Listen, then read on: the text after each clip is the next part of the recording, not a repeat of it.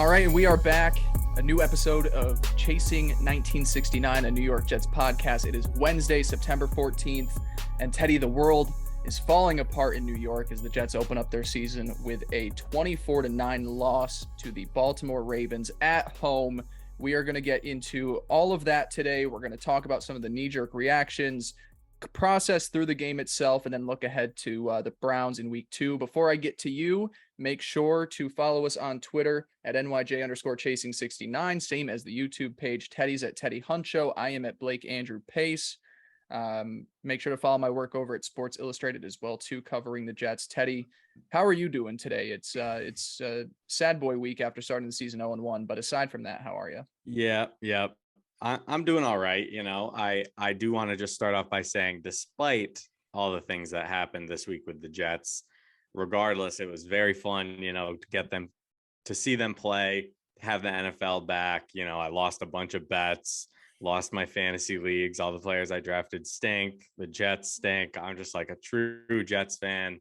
And yeah, I guess the only other thing I wanted to say was the feeling that I had at about 2:30 p.m., opening day of the NFL was so familiar, because it's the same feeling that I've had every year where I just get so excited. And I'm like, maybe they'll, like, I know that it's like hope, like it's not based in like the Jets being good. It's maybe they'll step up, maybe they'll make something happen and win. And then they did not do that at all. So that was frustrating for sure, but I'm doing okay. What is it? Tuesday, Wednesday when you're listening? I'm recovering kind of. Yeah, it's funny because as much as the Colts have had, I guess, more success, it hasn't been like a ton of success, but routinely in the playoffs, we haven't won a week 1 game since 2013, and it's been terrible loss after terrible loss, and we tie with the Texans, albeit we're down 20-3 heading into the late parts of the third quarter. So I guess a moral victory is we didn't end up losing that game. We somehow found a way to fight back, but it is a shitty feeling to just be like, oh, we're finally back. I'm watching my favorite team. Right. And you're like, we're down 20-3 to the fucking Houston Texans. Yeah. Or we're getting demolished by the Baltimore Ravens. Like it does. And it's that feeling of like, now I have to wait 7 more days to even have a chance to like be happy, and be excited. It's like, God, this sucks. Like anyone I talk to is going to be like, oh, the Jets, or like, so it's, I mean, it's familiar. That's what was most like literally while it was happening, I was just like, well, here the fuck I am, doing this. Here we go again. The goddamn Jets. Yeah. Hopefully, I don't know. We'll get into it. We're going to get into all of it. We're going to finish off previewing. We're going to finish off the episode previewing Jets versus the Browns. We're going to get into our thoughts about the game itself. But Teddy, seems like we start things off here just talking about, I guess, just the general impressions of, or the overreactions to week 1 of the NFL season. And this is something that every fan base deals with, when you lose to start off the season after building up hope and all these expectations and you just look completely flat. Every fan base is going to freak out. I think the Jets, and, being in a major market where you're a big team and a big brand, I think it gets emphasized a little bit more. People aren't out here being like, how did the Colts tie with the Texans? Indy is a very small niche market where I feel like New York, it gets blown up a little bit more, and the takes have been hot. And so I just want to kind of get your perspective on here. I definitely have some thoughts about this week 1 game against the Jets, or against the Ravens, but just to send it over to you, the last 48 hours, what has that been like? Yeah, listen, I'm like as frustrated as the next person, in just terms of like, I would love to see like a great team, and I'd love to see a team that is competitive. And I think that's what's the most frustrating about it all. And I think that, like, while there's a lot of noise out there, probably a majority of Jets fans are probably like, what's the word I'm looking for? Like they're justified in their frustration levels. They're not overreacting, or at least a lot of them probably.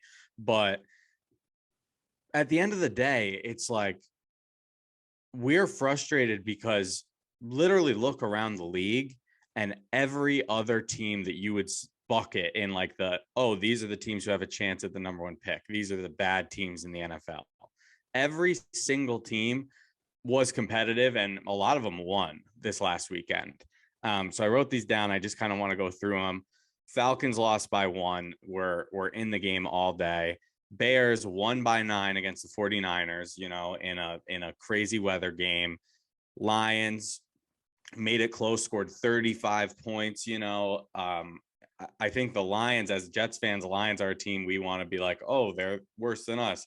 They're scoring 35 and hanging around with a team like the Eagles, who a lot of people are really high on. You got the Jags, who are leading. I think they ended up losing by 6 to the Commanders. Texans tied with your Colts. And then you have the Seahawks, who everyone thought was the laughing stock of the league.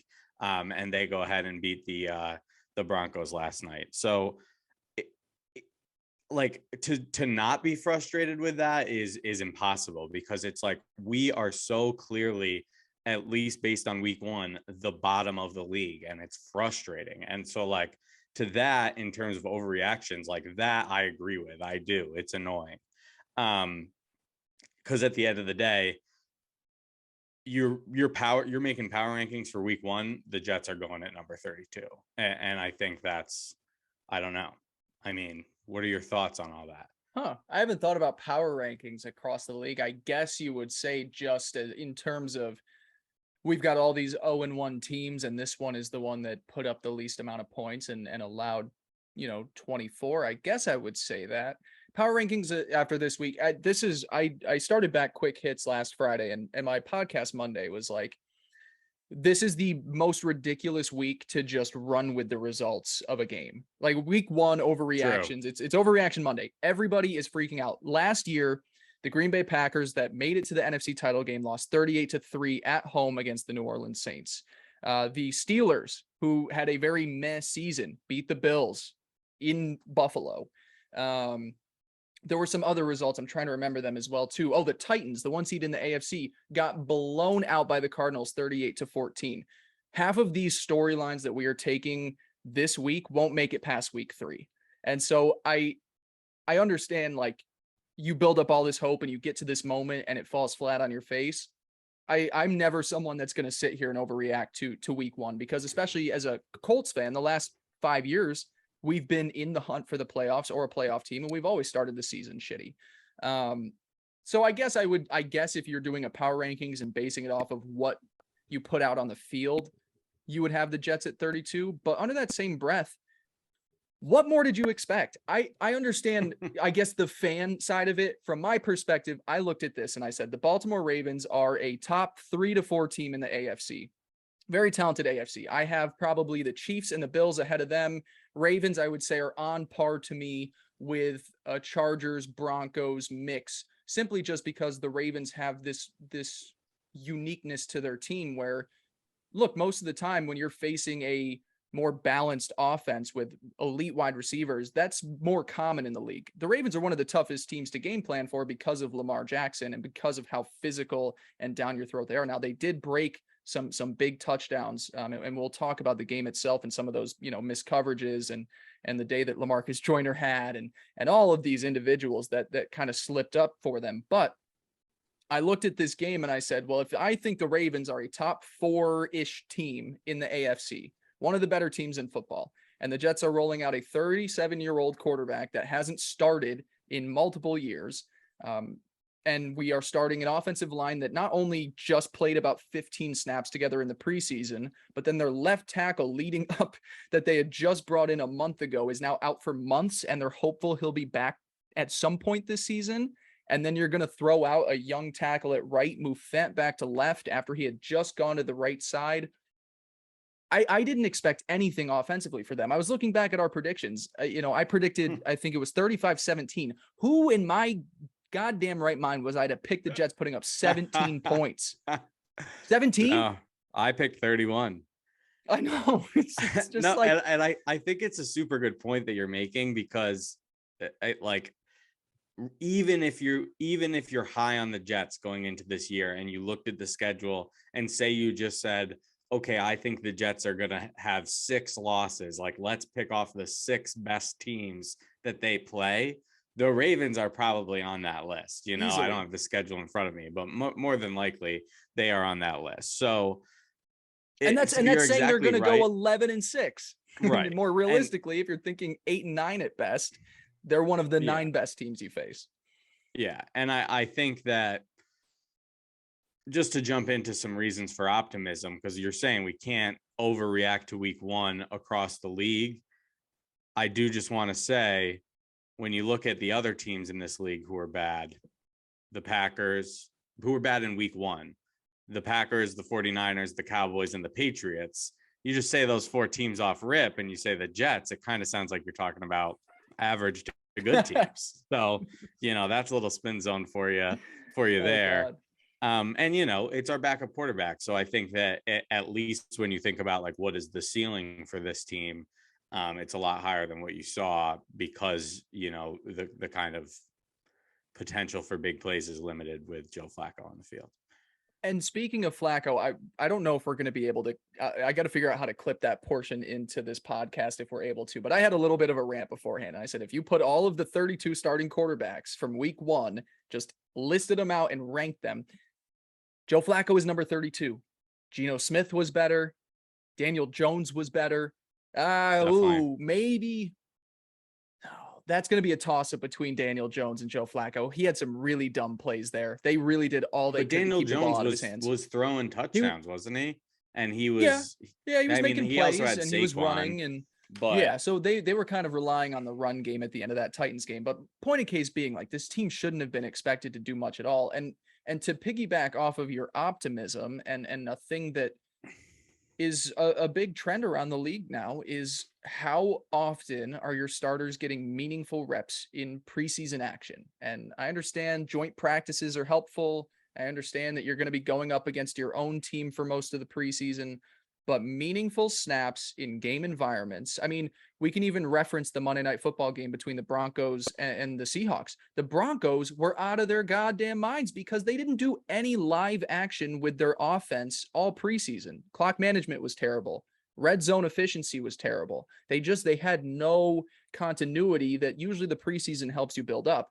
My point in case being, those teams that you mentioned that were competitive in week one, the Falcons, Bears, Lions, Jags, Texans, Giants, Seahawks, all of them gave the majority of their starters meaningful reps in the preseason.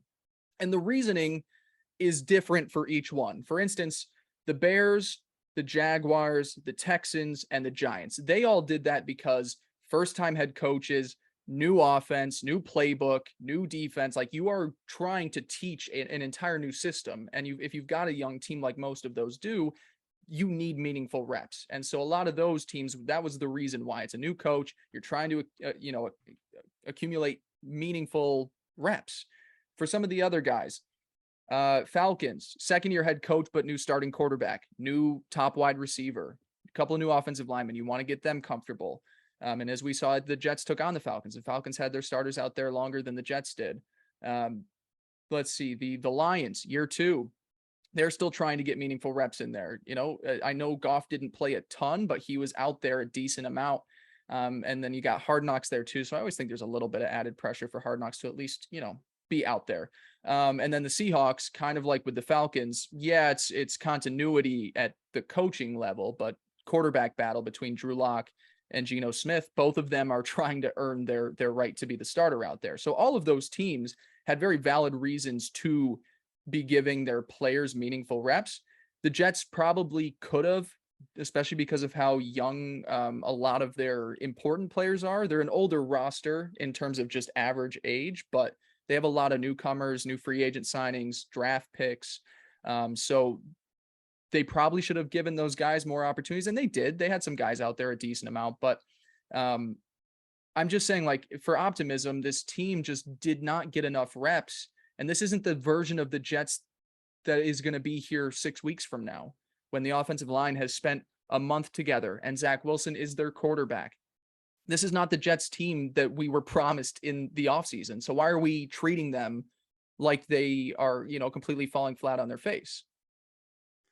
Yeah, I keep having these long-winded rants, but sense. I don't get the reason to overreact. Definitely. And it's being a Jets fan at the end of the day.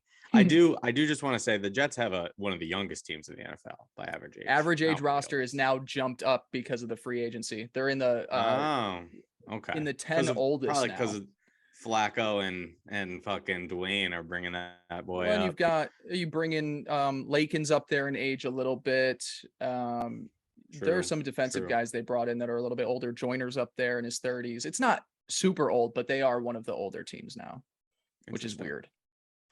Well, listen, we keep talking about Joe Flacco. I want you to go first, the unbiased Jets fan take. I mean, I guess we'll start with the offense. What'd you see? What was your takeaways? It was non-existent, and blame goes around to just about everybody. There are a couple of guys that shouldn't get blame. AVT shouldn't get blamed for week 1. Michael Carter shouldn't get blamed for game 1. I'm trying to think of anybody else. The tight ends weren't all that involved. It's hard to blame the pass catchers, in my opinion. Yeah. Really what it boils down to is the majority of the offensive line and Flacco. Obviously Brees had an unfortunate fumble, at a drive that was starting to move a little bit. So, that obviously isn't what you want to see in a rookie's debut, especially at the running back position. But when the interior offensive line, and honestly, all 5 of them as a whole, can't give the immobile quarterback time to make an easy throw, there's no recipe to overcome that. They were getting the ball out quickly to Michael Carter. I believe he had 7 catches for 40, I believe. And Brees Hall had, I think, 6 receptions as well. Yeah, so you're getting the ball. They adjusted well to that in the second half, and I think that's why you look at the stats and you're like, Flacco 300 yards. It's like, it's very misleading. Pass attempts. If you look at that, if you look at that box score, that's pretty rough.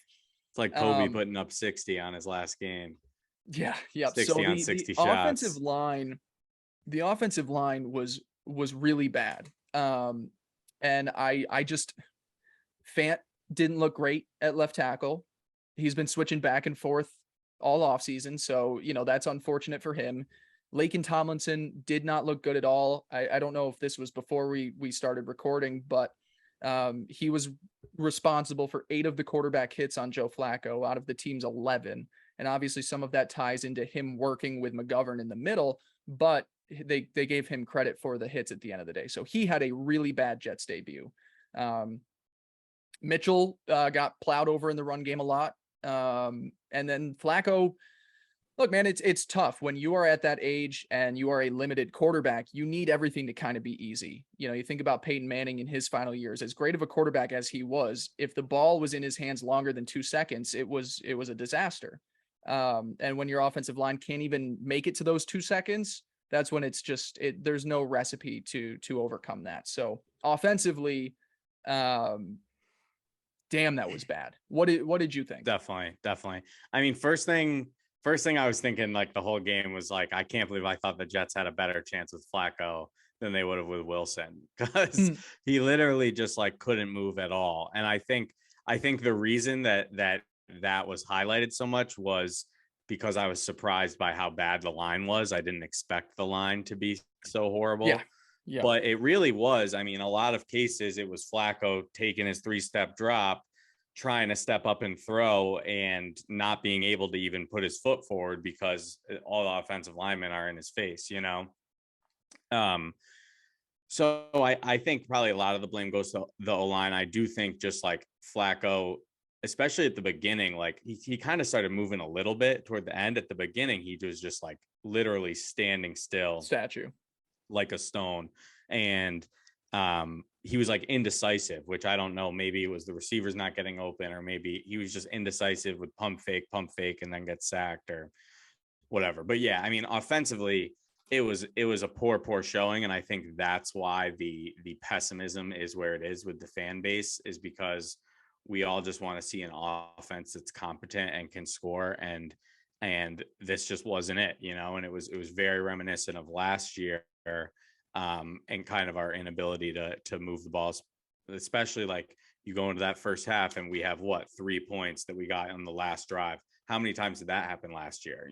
How many times did we have a scoreless first quarter? Almost every game. So it's annoying. And I think when you just look at the way the offense was ran, sure, obviously it's hard when you have Joe Flacco with no time. But I think they didn't do enough to get Elijah Moore involved in the game early. They kind of waited until like the third, fourth quarter to really start having designed plays toward him.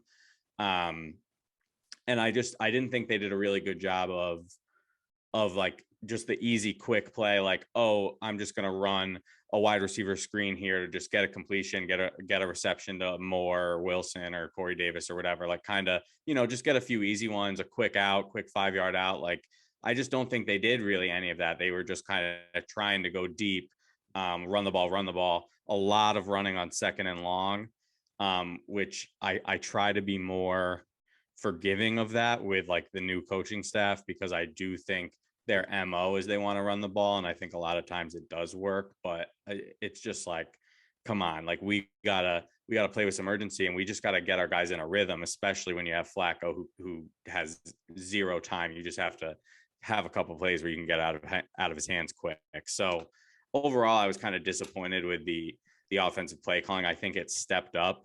But I just didn't think it was great. And I also, Garrett Wilson, I'm glad you're bringing him up. He didn't play a ton snap percentage wise, especially at the beginning. Toward the second half, he was in there more, but he when he was in, he was getting targeted a lot. And I think like already he's kind of proven he should be out there way more than he was.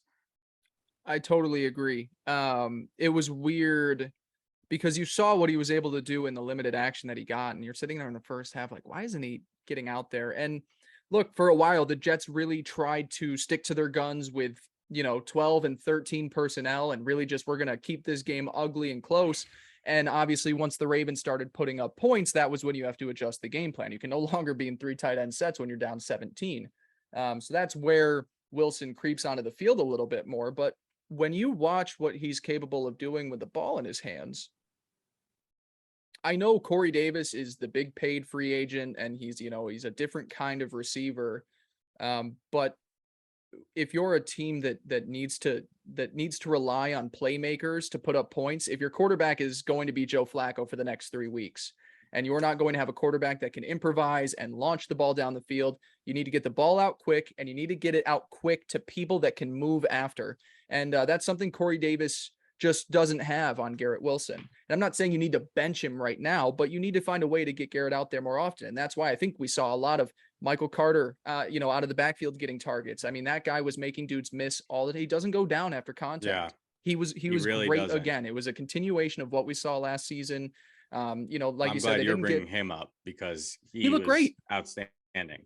And I mean, he looked great fantastic last year. Yep. I was gonna try and force a joke in there about how he looked compared to Brees. Not to say that Brees looked terrible, but it was just one of those things where I was like, Michael Carter looks a little bit better. Yeah, I thought you would do that. I liked what I saw from Brees. I expected Michael Carter to be the guy, and the fumble was what really hurt. Definitely. Yeah, that's what everybody's gonna stick to. But I mean, overall, I thought he looked pretty good. Made a few good plays, and 10 targets. I'm in on that for fantasy. Yeah. Definitely. I think, and we'll get into the Browns game. The Browns game is going to be a little bit more different than the Ravens one. I mean, we're going to talk when we get into that game as well, too. Salah's comments about like, we're going to leave the door open about a quarterback change and if that's the right move or not for Cleveland specifically. But as a whole, yeah, at this point, until Zach is back and until this offensive line resembles anything, get your playmakers out there as much as possible. We don't need to see the 3 tight end sets if you're not going to run the ball more than 2 yards past the line of scrimmage. So get the ball out quick, get it to a guy like Garrett Wilson and Elijah Moore that can move after they've got the ball in their hands. And I think that's a much easier recipe for success, aside from just, we're going to keep this game as ugly as possible until then we have to play catch up, because as good as the Jets defense was, they still had their moments where they slipped up, and the Ravens were able to take advantage of them. Yeah, and I just to wrap up the offense here, I know we're going to talk about the Browns game in a second, But I just want to say, like, in terms of adjustments based on what we saw, in my, like, obviously the Jets are going to want to run the ball. That's going to be their MO all year. But in my opinion, next week we should see, okay, we need to work to get Elijah Moore and Garrett Wilson targeted. Like, you know what I mean? Like, that should be, we should come out first drive and be like, okay, they obviously emphasize that this week, because it's just, you see that those are the guys that can make the plays. And exactly what you just said, you have to be able to get the ball into hands of guys who can have a breakaway play, you know, and maybe score or something like that. So I totally agree. But yeah, let's move into the defense. You go from like the worst in the Jets offense to what I think was a really, really great day from the Jets defense overall. I think we were so worried about, you know, how's Jeff Ulbrich going to look? This is a historically bad defense. We have Lamar Jackson. And I think they really stood up to the test.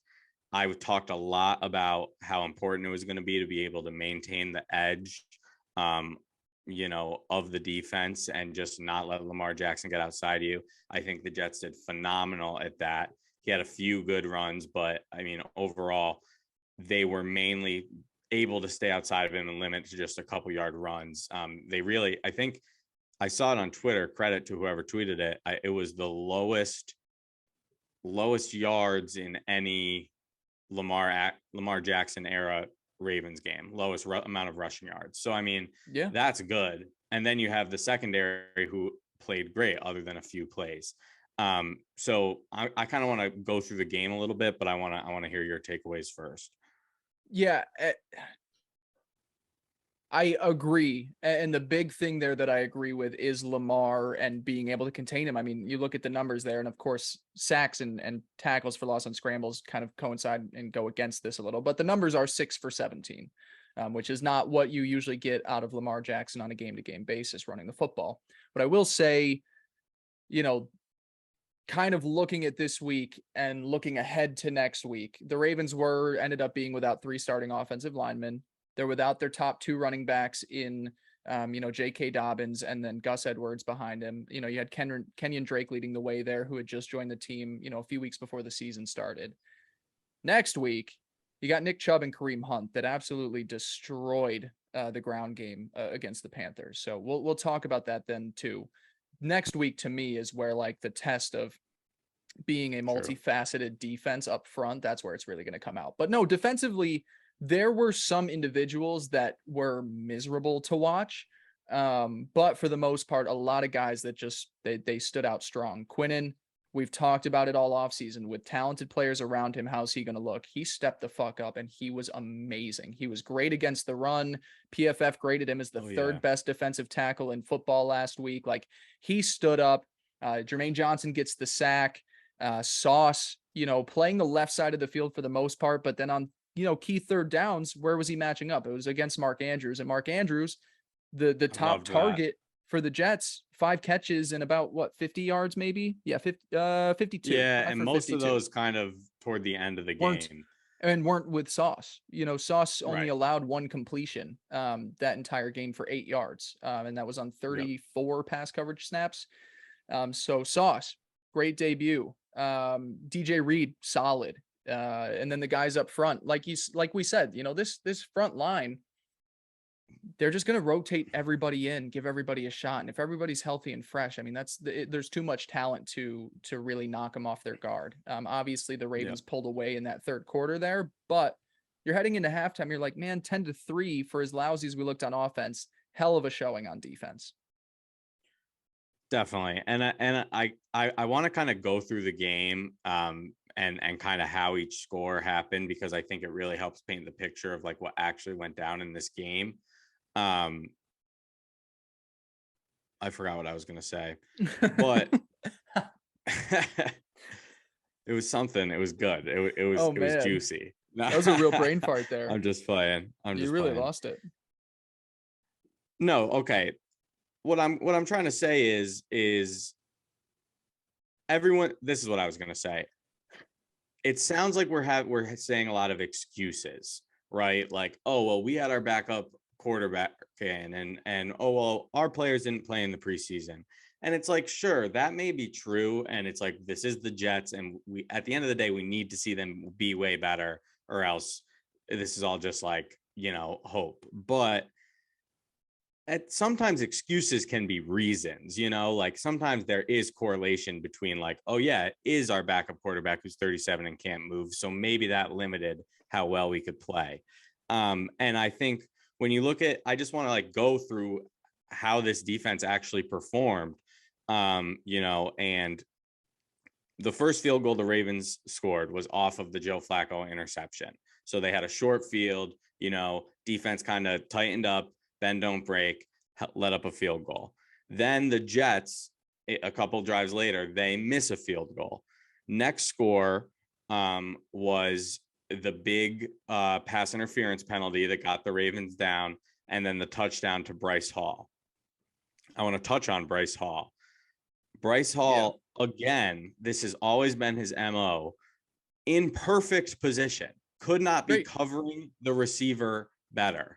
And just doesn't have the ball skills to make a play on the ball, doesn't have the awareness to stick his hand up when the receiver's hands go up, the way that you see Sauce Gardner did a few times.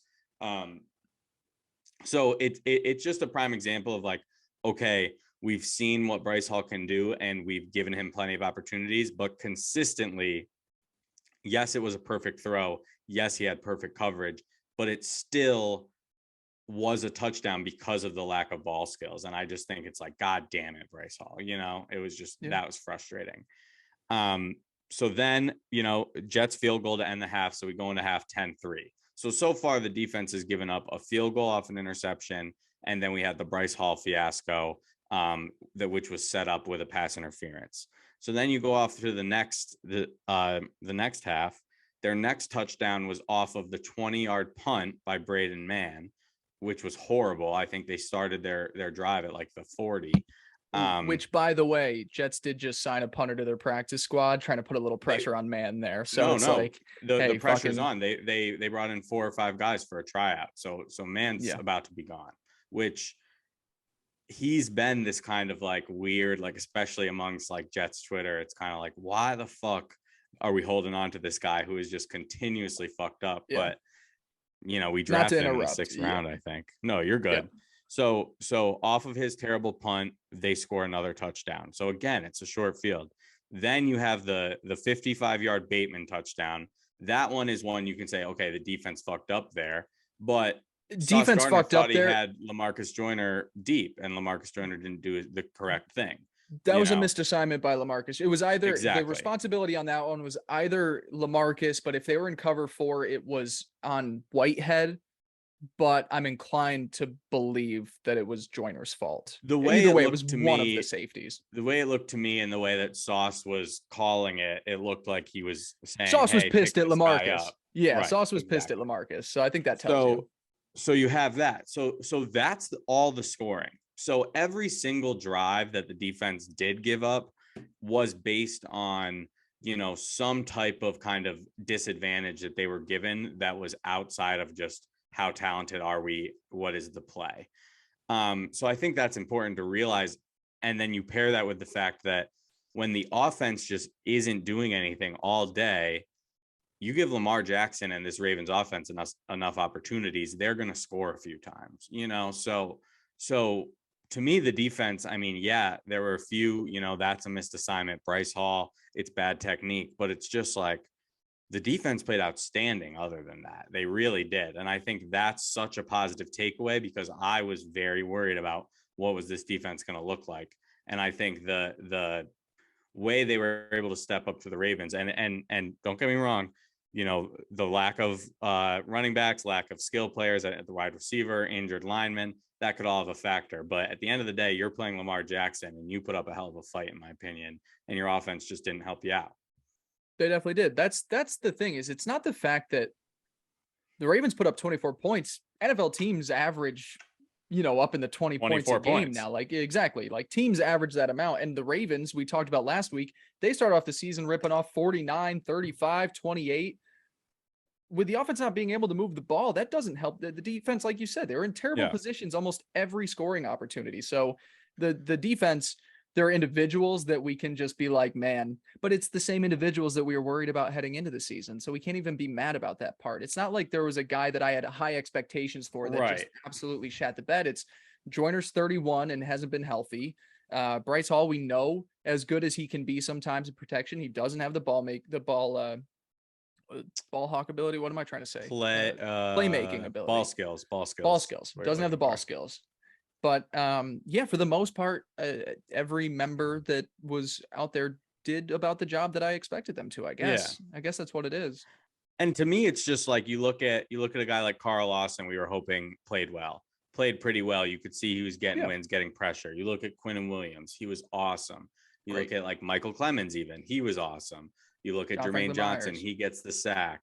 John Franklin Myers, don't want to forget him. Then you look at Sauce Gardner, new rookie, he was great. You look at DJ Reed, new free agent addition, he was great. You look at Jordan Whitehead, he was great. So I think there's so many positives on the defensive side of the ball. I think at the end of the day, what these next 2 weeks and then into when Zach Wilson is around is just, is this offense going to be able to get something moving? Because if not, they're kind of fucked. Yeah. That's a good point. And the matchup is so different because like you're going from Lamar to Jacoby Brissett, who's another one of those guys there. If you're listing all the started quarterbacks, he's at the bottom of the list.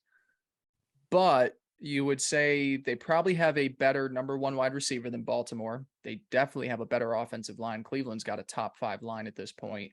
And they definitely have at least, if the Ravens run the ball a lot with Dobbins and Gus Edwards back, that's one thing, but you're going to be facing Nick Chubb and Kareem Hunt, one of the best duos in all of football. And Hunt looked fantastic against the Panthers in week 1. He always does. He's a great player. It's going to be tough. And Teddy, I guess anything else on Ravens before we switch things over to the Browns? I'm ready to go. The one big storyline that I guess will help us transition into the Browns is Saleh saying, we're just going to leave the door open about a potential quarterback change. Now, what were you going to say? Well, I'm glad you re-brought this up because you said this before. I mean, that's not like, I guess I understand what you're saying, like leaving the door open. To me, that was very much Saleh saying like, listen, Joe Flacco's the starter, but I'm not just going to come out and say like Mike White has no chance to win the job. That's how I took it. But I do think at the end of the day, he probably didn't want to say Joe Flacco's our guy. And then if Joe Flacco comes out and stinks, maybe they do want the opportunity to say, okay, week 3, we're going to roll out Mike White, see what he's got, get some film on the kid. And then, maybe you have an upside play there. And then Zach Wilson's back week 4. So I don't disagree with you kind of over the next 2 weeks, but I do think, this week, Joe Flacco is the starter. Well, and what was funny about it is like, if there was a game and just looking at the opponents themselves, Ravens and Browns, which one would I rather have Mike White start against? I would probably pick the Ravens just because we're going to need to extend plays. Like we're going to need to keep pace with the Ravens. Whereas the Browns, if the Jets defense holds up against Cleveland and Jacoby isn't making the throws that, Lamar was able to get in these busted coverages and extend plays like that, then a game that the Jets had in the first half there is way more sustainable against the Browns than it is the Ravens. At some point, Lamar Jackson is going to screw you over and find a way to break your defense. Jacoby's not really that guy. And the Browns got pretty lucky beating the Panthers in week 1.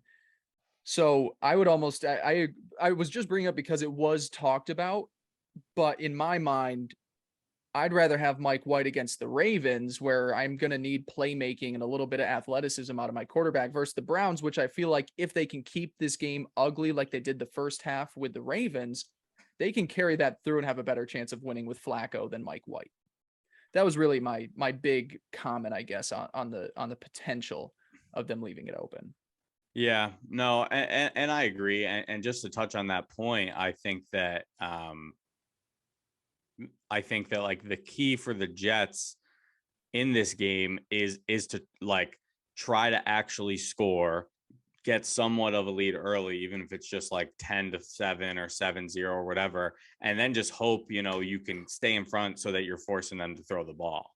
I really think that's like obviously the key to the game is to score first or score Yeah. early. But I Yeah. mean, I think that really is so important, especially when you have this history. Even last year when Mike LaFleur, kind of became the darling of every Jets fan and we all bought into him, and now he's a head coaching candidate and all this stuff. The Jets have struggled in the first half of games offensively, period. And that is a hurdle they have to get over. They have to be able to game plan better to where they don't need to be making adjustments, to where they can come out hot and score. And I think it's going to be important early on in this game that they're kind of pulling the tricks out of the bag. I wouldn't be surprised if you saw like a trick play or just like a couple shots or something like that, because I think that we're getting confused here because there was a part at the beginning where we didn't know if we were going to include it in the podcast, but Yeah. the key to this game is keeping Nick Chubb and Kareem Hunt off the field. I mean, I know you've been talking about that. They're their best players. Personally, for me, I like Amari Cooper, but I'm not super worried about the passing game with kind of Amari Cooper and then no one and then Jacoby Brissett. Main guy I'm worried about in the passing game is Kareem Hunt, on screen plays, coming out in the flat, things like that. So that's kind of my 2 cents on that. But I think the Jets have a chance, but I think it really just comes down to the offense being able to score actually and put some points on the board, and then the defense being able to keep Nick Chubb and Kareem Hunt under wraps. Yeah, you're dead on, because if you're forcing Jacoby Brissett kind of like he wasn't, and like they got lucky against the Panthers. I was watching the game. I had it on the quad box with Sunday Ticket. Like that was one of the games because I was invested in the Panthers. I thought that they were going to easily win that one. And they had leads there in the second half, and then it forced Jacoby to start throwing the ball more. He finished the day 18 of 34, under 150 passing yards and a lone touchdown there. And then you look at how did they win this game? Oh yeah, Nick Chubb went off for 22 carries and 141 yards. 140 and then yards. Kareem Hunt had about 70 all-purpose yards with 2 touchdowns. So, like you said, getting ahead, obviously, and that sounds so dumb to say, obviously that is the recipe for success, but we're just emphasizing that because the Jets put up 3 Right. points in the first half against the Ravens, and if they do that against the Browns, they're not going to be able to keep pace, because as soon as the Browns get the lead, I'm certain they'll be able to hold on to it with that run game. The Ravens, as much as they were in control that entire game, there was always that they haven't looked great on offense and they haven't been running the ball well. So it was those things where it was like, I didn't expect the Jets to make a comeback, but there was always that man, the Ravens don't really look that good right now. They're not moving the ball all that well. Where the Browns, with a top 5 offensive line and a top duo at running back, they get an early lead on this one. It could be over pretty quick. Jets got to put some pressure on them to make some plays for sure. Yeah, and look, the Browns aren't a world beater on defense, but after Fant and seeing how he looked and taking a look at how Max Mitchell looked, like where they put Myles Garrett is really going to scare me either way. Like, could you imagine they just slide him over to Max's side? We're gonna have to double be a team nightmare him for sure. I want to take a look. Did they bring back Jadeveon Clowney? Is he their opposite edge? I got to take a look at their depth chart. I believe so. Just that in itself worries me, because we spent a lot of time talking about keeping the Browns offense off the field, but defensively, yeah, they're gonna have Jadeveon and Myles Garrett on both sides, and I'm sorry, even if it's Jadeveon going up against Max Mitchell, I'm still going to take Jadeveon Clowney, as injured and old as he is, and he's not really the former number 1 pick that he was a few years back. So talented. he's been good in Cleveland though, and he's kind of given them that impact that they want him to have. Exactly, where you have to think about him. So I mean, we're gonna have to rely on our tight ends to help out. We're gonna have to rely on Breece Hall and Michael Carter to hang back in protection, and try to get a couple chips on these guys. Well, and that's what it's like too, is we were just talking about, like on these first few drives, you kind of want them to be out a little bit more ambidextrous on offense and roll in some, 3 wide receiver sets and not just be 3 tight ends again. But at the same time, you're going to need those guys out there to help, not get Flacco eaten alive by Myles Garrett. So really the first drive, they got to go creative. They got to go quick. I don't think that they can just rely on it being an ugly game for 60 minutes. They're going to have to go out there and kind of try and catch Cleveland off guard as much as possible because they are a good defense. They're not great, but up front, you've got those two guys. You got Taven Bryan, who's a big fucker. He was recently in Jacksonville, former first-round pick from Florida. Linebackers, they do this. A lot of teams do this now where it's like the front line is important, the secondary is important, and we just want freak athletes at linebacker. Anthony Walker Jr. was with the Colts a few years back. Speedy guy, range of motion sideline to sideline is some of the best in football. Jeremiah Owusu-Koramoah was a hybrid linebacker safety from Notre Dame in not the 2022 draft, but 2021 draft. Fell to the second round, but was a first-round talent. He's out there at linebacker. And look, cornerbacks are great. Denzel Ward, one of the best corners in football. Greg Newsome, a guy from Washington or TCU, one of the purple teams. I want to say I'm going to just go Washington because of Sarah. Shout out Sarah. I can't remember. And then good safety play too. So it is a good it's a good defense. Like they are a good team. This is a team that if Deshaun Watson was starting at quarterback, you'd be saying they're one of the scarier teams in all of football. And now with Jacoby Brissett, they're less than that. But I have more hope for this game than I did the Ravens. I still am just like, man, we need to get a lot right in the first half if the Jets are going to pull out a win here against the Browns. Yeah, and it is hard. It's like hard to just have any optimism after the offensive showing that the Jets put out, you know? Yeah. Because it really was like nothing. And then even the couple drives that had hope or like the plays, there were penalties. We were shooting ourselves in the foot, turning the ball over. So it was hard. But yeah, I mean, I definitely think that I think the Jets definitely have a better chance here. I mean, the Panthers are not as good of a team as the Ravens or other teams in the league, and the Browns, you know, beat them by one or so. I don't know. Hopefully we'll be able to do. I don't know what I'm saying here. Let's see. We're just at that point. I mean, is there anything else with this game specifically? Obviously, I want to finish off by making picks, but the new Browns logo. I literally thought it was a joke. It's like Brownie the elf. It's like an elf, like a Keebler elf. It's not even their mascot. It's like a secondary mascot. Their mascot is a brown helmet. Well, their mascot, they have a dog. Right. No, yeah, I do not know. But if you haven't seen it, go check it out because it's really weird looking. You'll definitely notice it on Sunday. It will be embarrassing if the Jets don't beat them because it looks so stupid.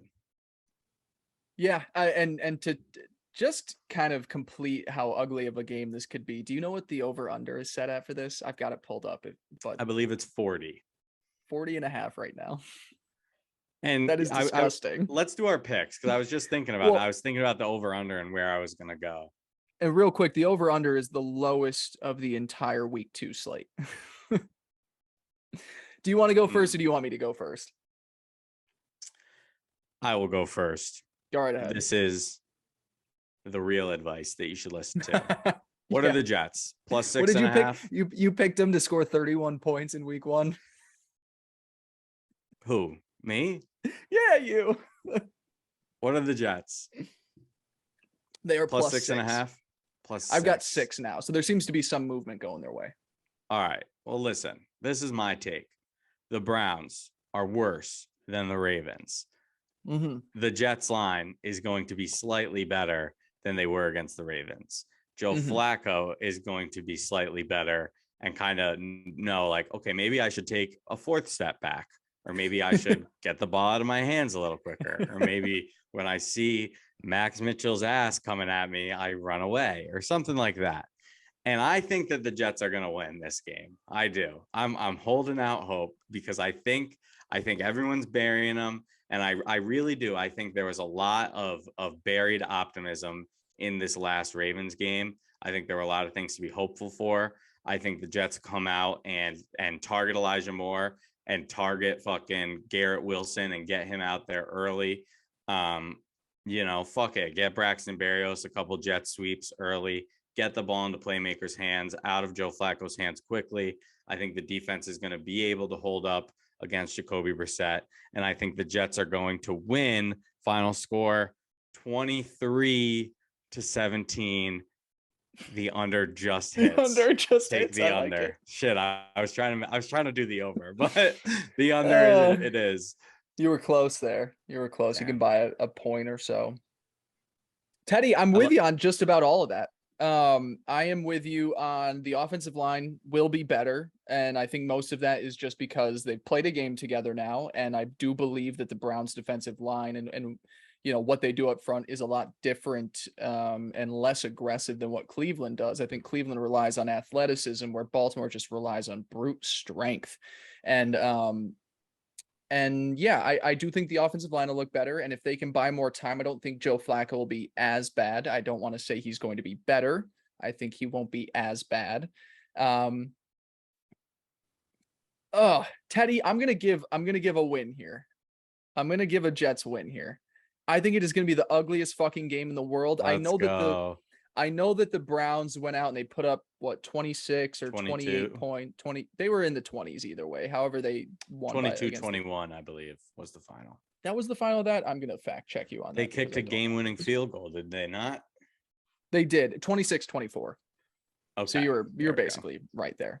I don't think the Browns will be able to get that many points up against the Jets, especially if they hold to the form that their defense was. That's why it's so tough to react to these week 2 games. It's how much of it is the Jets defense being great and how much is it that the Ravens had no run game or offensive line? Which one is true? And we'll find out in week 2, and we'll find out in week 3 when Joe Mixon comes into town. And if Najee Harris is healthy by week 4 and he's not as bad as he has been recently, then we'll find out then as well too. But for the sake of just thinking that we're overreacting a little bit too much to both sides of this, I'm going to say the Jets. God, do I really want to pick this? I'm going to go with Jets win. Are you ready though? 17-14. Yeah. Hey, give it to me, man. If the Jets could win a fucking game, I would be so happy. Like so happy. It's all I fucking want in my life. And they don't ever give it to me until it doesn't matter. If they win this game, you should have seen me running around when we beat Tennessee last year to be like 1-5 or whatever it was, or 1-7. If the Jets win this game, I will be the happiest person alive. Here's what I'll say too. If they don't get a win this week, I don't know how long it's going to be before they get one on. Who do we have in week 3? Cincinnati. They stink. They lost to someone. Yep, week 1 overreactions. Then you got Pittsburgh. Not worried. I'd be worried about Pittsburgh. Then you got Miami. I'm officially worried. Got to be a little bit worried. Then you've got Green. Listen. What? Oh, if we want to, let's spend 2 minutes on the Dolphins, because go ahead. I have some stuff I want to say. The Dolphins are sick for sure. And Tyreek Hill is sick, way sicker than anyone ever gave him credit for, even though he was renowned as being one of the best. He is very, very good. But where's the but? Oh, do you not know where the but is? Tua is a backup quarterback. He was so bad yet again. It's just like this is his. I'm overreacting to week 1 here, but if that is what we get out of Tua for the next 10 weeks, he will not be Miami's starter next season. There is no way they can do that. I probably wasn't paying attention the way you were, but is there not something to the fact that, and sure, they were bailed out with, they had the defensive touchdown and things like that. So I'm sure. Yeah. Okay. So what you're saying is making sense to me, but Waddle and Tyreek both were able to kind of make plays. And I think that's what scares you about the Dolphins is that playmaking ability. And that's exactly what the Jets need to do is they just get the ball out early to those guys and let them do all of it. Because that's all that they did. And that's all they were able to do. Anytime they tried to throw a deep shot to either of those guys, it was 10 yards short. Tua had so many ugly throws there. But I don't want to spend too much on Miami. But we will see them in a few weeks. So it's nice to keep a note of just how they were doing. Definitely. And to bring this back to the Jets, I just want to double down, triple down. I don't know how many times I've talked about it. Garrett Wilson, in my opinion, in this first game, already showed that he should be out there, like 100%. Like, just I agree.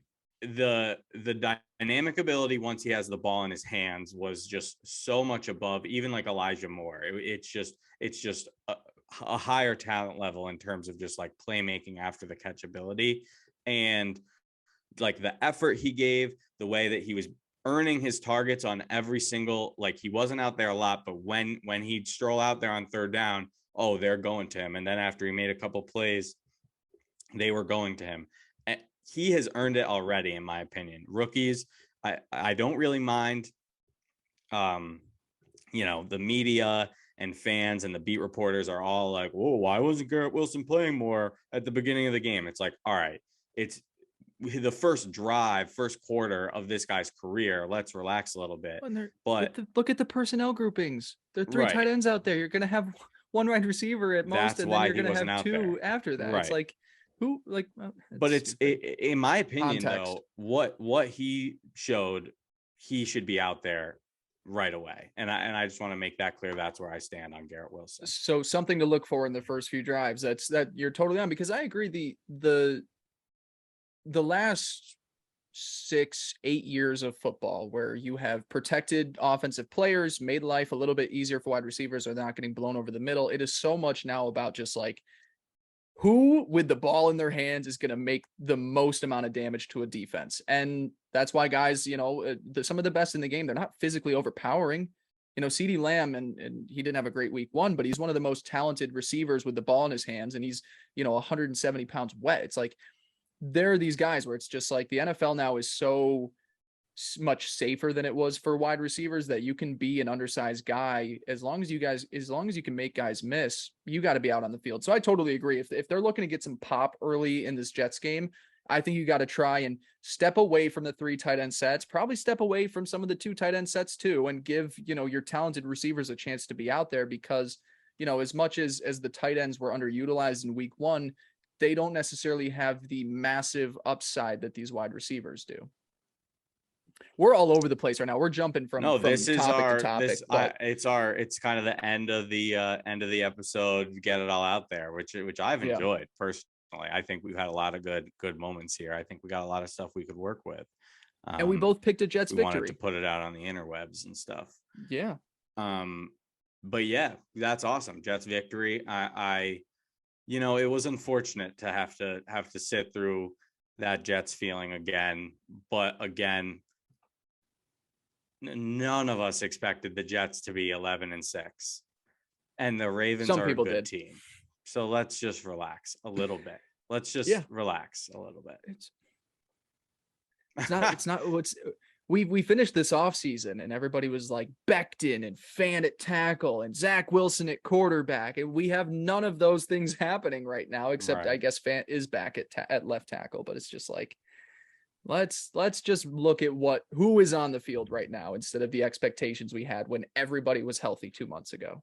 I could keep going all night. I know. Well, it's like a vent session, because at this point it's like therapy for us, because we read so much stupid shit over the last 2 days reacting to this game. Now I will say, ugly loss again to the Browns, different tone next week. Yeah. It has to be. It kind of just, it goes from that. Give me double-digit points.